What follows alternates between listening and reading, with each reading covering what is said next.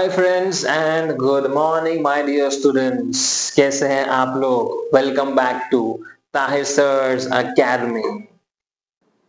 आज हम पढ़ेंगे एक फिजिक्स में बहुत ही interesting topic, that is laws of motion.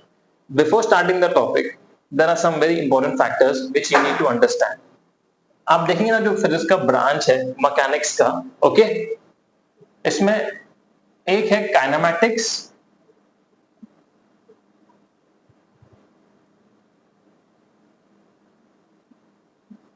और दूसरा है इसके ऊपर लॉज ऑफ मोशन के ऊपर।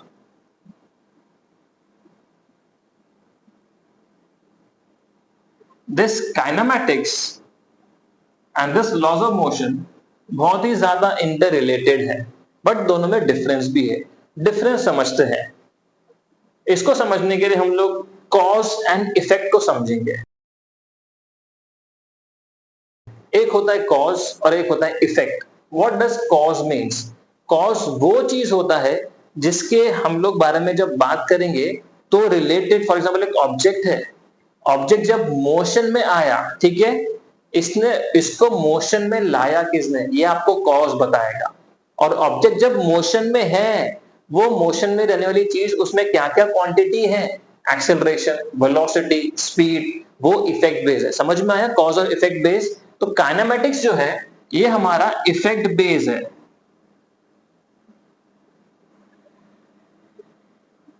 और जो लॉज ऑफ मोशन है ये हमारा कॉज बेस्ड है।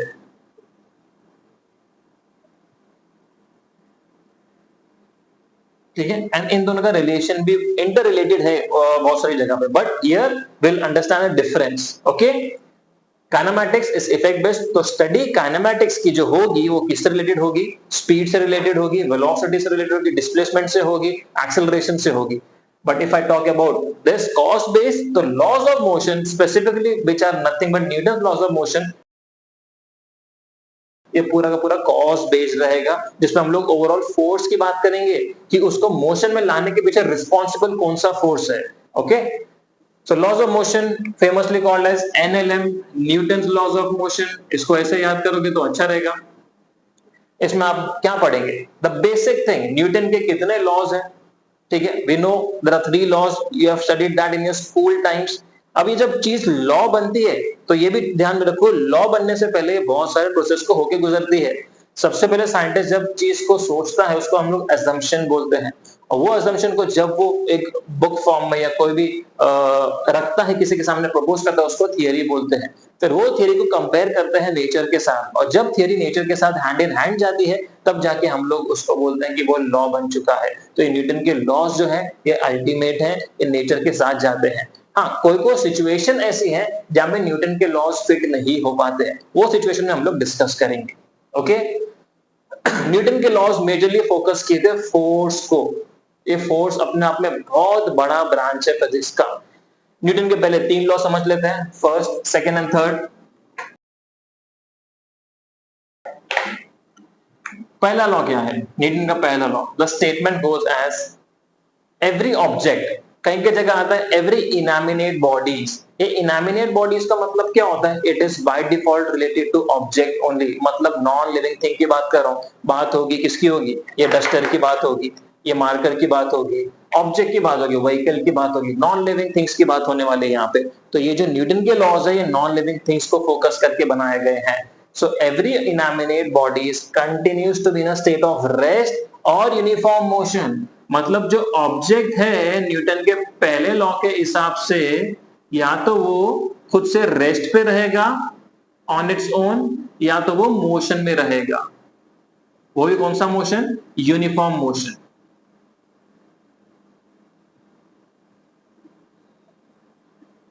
Okay, object on its own can either be at a state of rest or uniform motion. कब तक? Unless and until an external unbalanced force is applied on it. जब तक बाहर से कोई उस पर फोर्स ना लगे तब तक उसका स्टेट या तो रेस्ट का रहेगा या तो यूनिफॉर्म मोशन का रहेगा। ये मेरा है न्यूटन का पहला लॉ, न्यूटन्स फर्स्ट लॉ जिसको फेमसली बोलते हैं। जिसको हम लॉ ऑफ इनर्शिया भी बोलेंगे। ओके, ऑब्जेक्ट या तो खुद से रेस्ट पे रह सकता है या तो यूनिफॉर्म मोशन में रह सकता है। Now let us imagine an example. Let us take this duster. Duster को अगर मैं टेबल पे रख दूंगा तो वो रखा हुआ ही रहेगा, खुद से अपना स्टेट चेंज नहीं करेगा। उसको रखा भी हमने था और रेस्ट पे रखा हुआ था। ठीक है, अब डस्टर को जब मूव होना है तो खुद से नहीं हो सकता, वो उसको मुझे मूव कराना पड़ेगा। समझ में आया? और मूव कराने के लिए मुझे किस चीज की जरूरत रहेगी? किस चीज की जरूरत रहेगी? फोर्स की। मतलब ऑब्जेक्ट का स्टेट चेंज करना है रेस्ट का, तो मुझे फोर्स की जरूरत है। और इवन अगर मुझे उसका स्टेट यूनिफॉर्म मोशन का चेंज करना है तो भी मुझे फोर्स की जरूरत है। अब यूनिफॉर्म मोशन वाला example, let us imagine a fan, a ceiling fan है, कोई भी फैन आप ले लो, वो घूम रहा है। फैन जब घूमता है वो टाइम पे वो यूनिफॉर्म मोशन परफॉर्म कर रहा है, यूनिफॉर्म सर्कुलर मोशन स्पेसिफिकली। अब इस पे क्या कोई फोर्स लग रहा है क्या? देखो, जब फैन रुका हुआ है वो ये वाली कंडीशन फॉलो कर रहा है, उस पर कोई फोर्स नहीं लग रहा है। समझ में आया? इसके लिए वो फर्स्ट लॉ फॉलो कर रहा है। अब उस पर जब फोर्स लगेगा तो वो मूव होना स्टार्ट हो जाएगा। इसका मतलब उसकी स्पीड बढ़ने लगेगी। जब स्पीड बढ़ रही है मतलब उस पर फोर्स अप्लाई किया जा रहा है, किया जा रहा है। एक टाइम पे आएगा, कोई भी नंबर रेगुलेटर नंबर पे सेट किया हुआ है fan, for example 3 number regulator पे सेट किया है, as soon as switch on वो धीरे धीरे धीरे धीरे 3 नंबर के रेगुलेटर की स्पीड पे घूमने लगेगा। जहां 3 नंबर के रेगुलेटर की स्पीड पे आ जाएगा तो उसका मोशन कांस्टेंट हो जाएगा। समझ में आया? यूनिफॉर्म हो जाएगा। At that state of time उस पर कोई फोर्स नहीं लग रहा है। Clear? Clear? Again I am repeating, object जब रेस्ट पे है तो उस पर कोई फोर्स नहीं लग रहा है। अब उसको मैं फोर्स लगाता हूं तो उसका स्टेट ऑफ रेस्ट चेंज हो जाएगा। फैन का एग्जांपल बताया मैंने, फैन घूमना स्टार्ट करेगा, धीरे धीरे स्पीड अप करेगा। तो जब उसका रेस्ट का कंडीशन चेंज हो रहा है और जब उसकी स्पीड यूनिफॉर्म तक जा रही है, उसके बीच में कंटिन्यूस उस पर फोर्स अप्लाई किया जा रहा है। जहां उसका मोशन यूनिफॉर्म हो गया, अब उस पर कोई फोर्स नहीं लग रहा है, क्योंकि अगर फोर्स लगेगा तो बॉडी यूनिफॉर्म मोशन में नहीं रहेगी, वो मोशन में आ जाएगी। यूनिफॉर्म मोशन और मोशन में बहुत फर्क है। यूनिफॉर्म मोशन वो काइंड ऑफ मोशन होता है जिसमें स्पीड कांस्टेंट हो जाती है। अब जब स्पीड कांस्टेंट है पार्टिकल की, so there is no force acting on it, because force का कंडीशन है कि जब फोर्स लगेगा तो बॉडी अपना कंडीशन चेंज करेगा, रेस्ट से मोशन में आ जाएगा, यूनिफॉर्म मोशन से भी मोशन में आ जाएगा। I hope I am clear.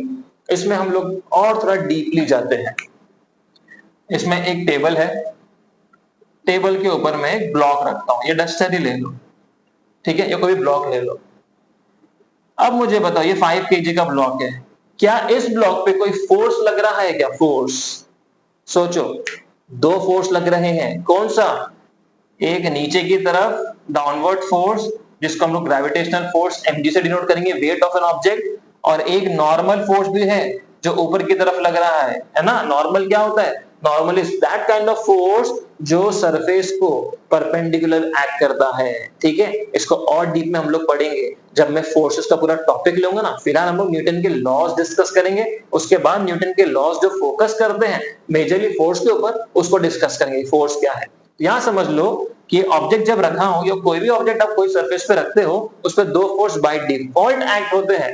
एक होता है weight mg acting vertical downward direction, और एक होता है normal acting perpendicular to the surface. Surface ऐसा है, हॉरिजॉन्टली है, तो पूरा वर्टिकल जाएगा। यहाँ पे n और mg एक दूसरे को अपोज कर रहे हैं, बट हर सिचुएशन में नहीं करेंगे। If the surface is inclined, वहां पे n और mg एक दूसरे को अपोज नहीं करेंगे। ठीक है, वो कंडीशन हम लोग देखेंगे।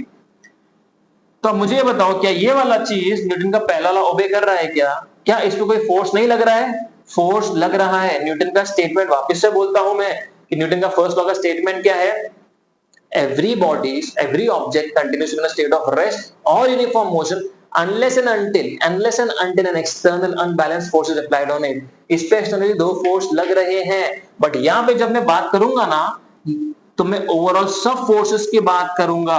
तो the summation of all the force in this example is how much? 0। तब जाके ऑब्जेक्ट रेस्ट पे है। अगर इंडिविजुअली चेक करना है तो इंडिविजुअली मैं देखूंगा तो फोर्स है इसमें, एक mg है, वेट है, ग्रेविटेशनल फोर्स, और दूसरा नॉर्मल है, बट दोनों फोर्स क्या कर रहे हैं? दूसरे को कैंसल आउट कर रहे हैं, जिस वजह से ऑब्जेक्ट मेरा बैलेंस्ड है, फिक्स जगह पे है।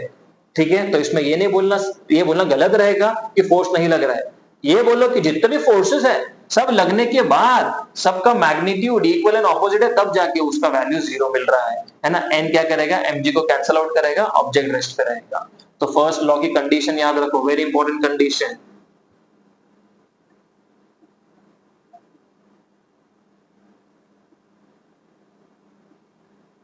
First one is the summation of all the forces is 0 and the net acceleration produced by an object is also 0। Object पे कोई नेट एक्सेलरेशन एक्ट हो रहा है क्या? नहीं हो रहा है। क्यों? बिकॉज दोनों फोर्स कैंसल आउट करे एक दूसरे को। अगर एक्सेलरेशन होता तो ऑब्जेक्ट मूव होना स्टार्ट हो जाता, अगर ऑब्जेक्ट मूव होता तो ये कंडीशन कभी नहीं आती। इसका मतलब फर्स्ट लॉ नहीं सेटिस्फाई करता। तो ये फर्स्ट लॉ की कंडीशंस दोनों दिमाग में रखो। ओके,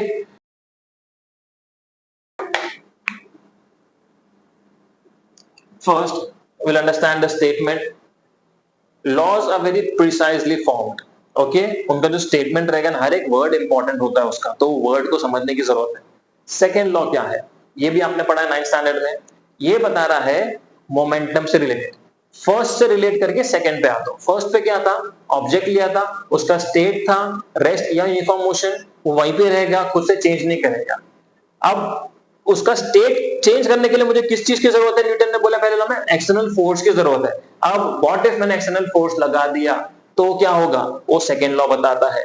तो सेकेंड लॉ का statement goes as the rate of change of linear momentum is directly proportional to the force and it takes place in the direction of force।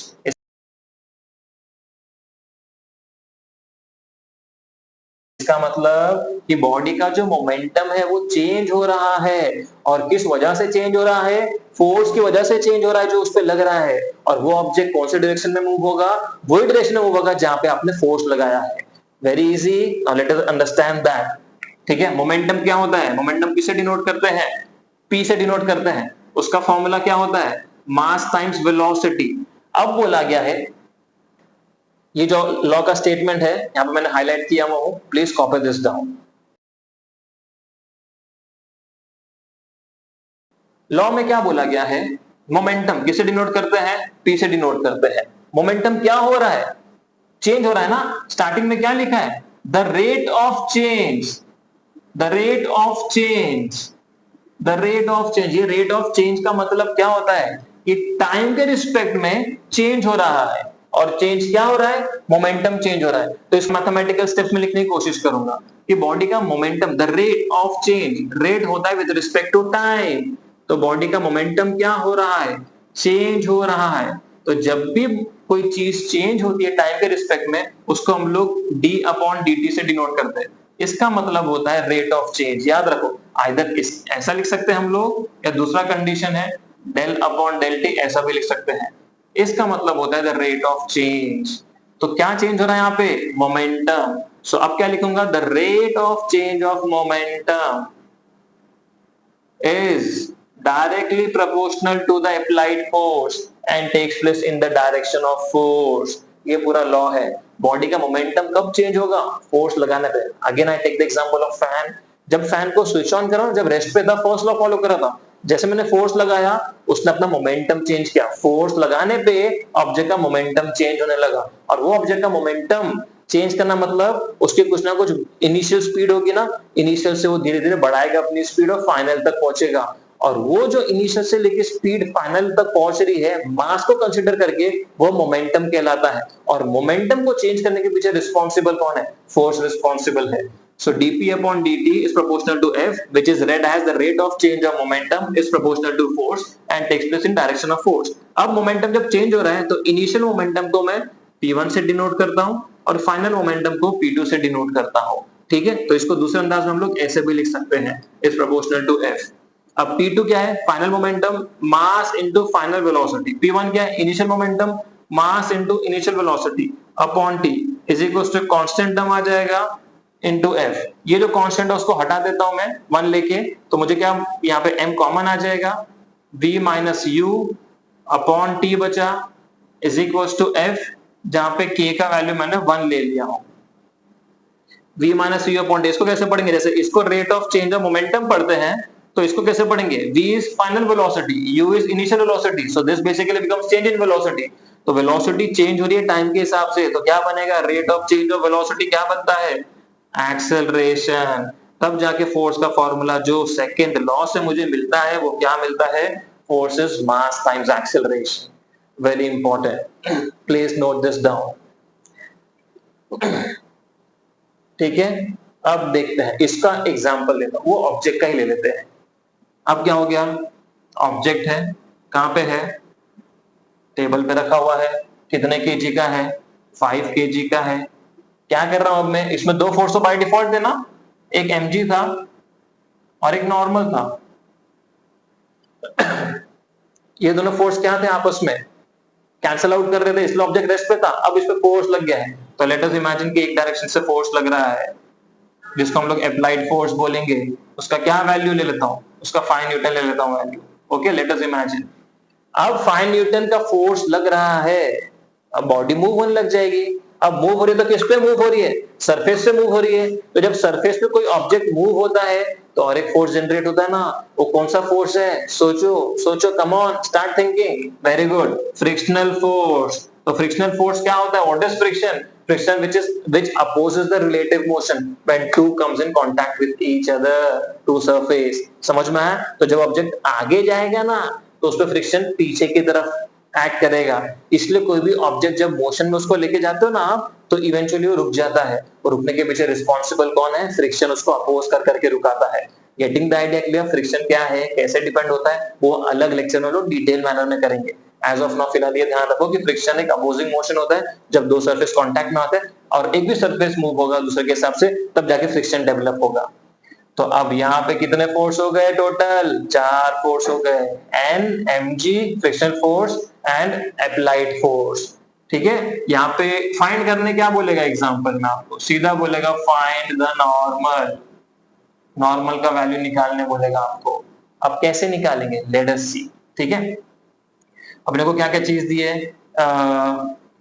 N दिया है, mg दिया है, कैपिटल F अप्लाइड फोर्स है, small f मेरा frictional force है।